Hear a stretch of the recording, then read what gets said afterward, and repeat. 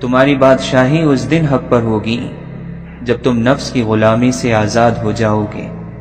بے شک تم آخرت کے گھر کو آباد کرنے کے زیادہ ضرورت مند ہو بنسبت اس کے کہ دنیا کے گھر کو آباد کرو جو کہ فنا ہو جانے والی ہے۔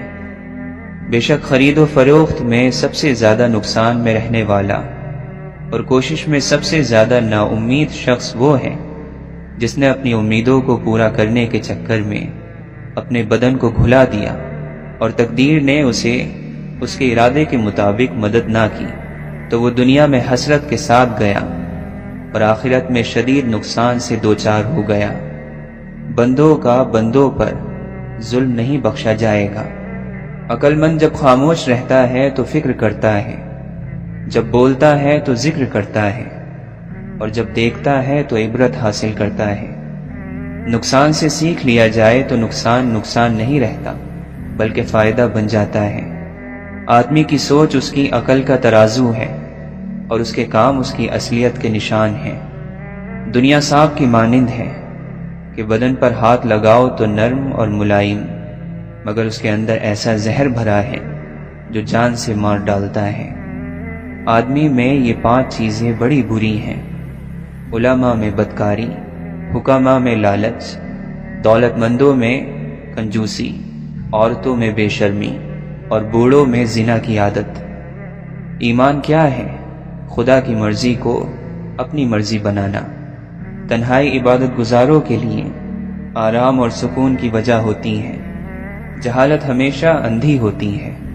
جاہل گویا ایک پتھر ہے جس سے پانی کی بوند نہیں پھوٹتی۔ بہترین دعوت دینے والا وہ ہے جو زبان سے پہلے اپنے کردار سے دعوت دیتا ہے۔ کبھی بھی کسی ایسی چیز سے نہ جڑو جو آپ کی نہیں ہے۔ جہاں انصاف نہ ہو وہاں امن اور سکون نہیں ہوتا۔ تم چاہے چپکے سے بات کرو یا اونچی آواز سے، اللہ کے لیے سب برابر ہیں، وہ دلوں کے حال جانتا ہے۔ دشمن پر قابو پاؤ تو اس پر قابو پا لینے کا شکر ادا کرنے کے طور پر اس کو معاف کر دو۔ جب انسان کو اپنی تلاش کے سفر پر نکلنا پڑے تو اسے تنہا ہی جانا چاہیے۔ سب سے زیادہ سخی وہ ہے جو ان کو دے جن سے اسے کوئی امید نہ ہو، جس کا مددگار خدا کے علاوہ کوئی نہ ہو۔ خبردار، اس پر ظلم نہ کرنا۔ لوگوں نے شیطان کی اطاعت کو لازمی قرار دے کر رحمان سے منہ پھیر لیا ہے۔ قیامت کے دن اسی کو امن اور امان حاصل ہوگا جو خدا سے ڈرتا رہا ہو۔ اللہ کا ذکر نیک اعمال کے لیے روح کی طرح ہے۔ ذکر کے بغیر عمل اس جسم کی مانند ہے جس میں روح نہ ہو۔ کثرت دعا، تھوڑی گفتگو، کم سونا اللہ تعالیٰ کو بہت پسند ہے۔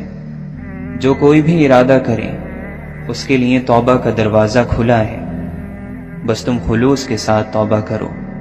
جب دل دوسری طرف مشغول ہو اور غافل ہو تو اللہ تعالیٰ دعا قبول نہیں کرتا۔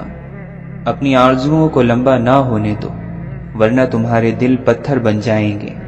تم لوگ وضو کرتے ہوئے اپنی آنکھ کھلی رکھو، ہو سکتا ہے کہ اس طرح تم لوگوں کو جہنم کی آگ نہ دیکھنا پڑے۔ لوگوں کے دل برتنوں کی مانند ہیں، ان میں سے بہتر وہ ہے جو اچھی باتیں محفوظ رکھتا ہے۔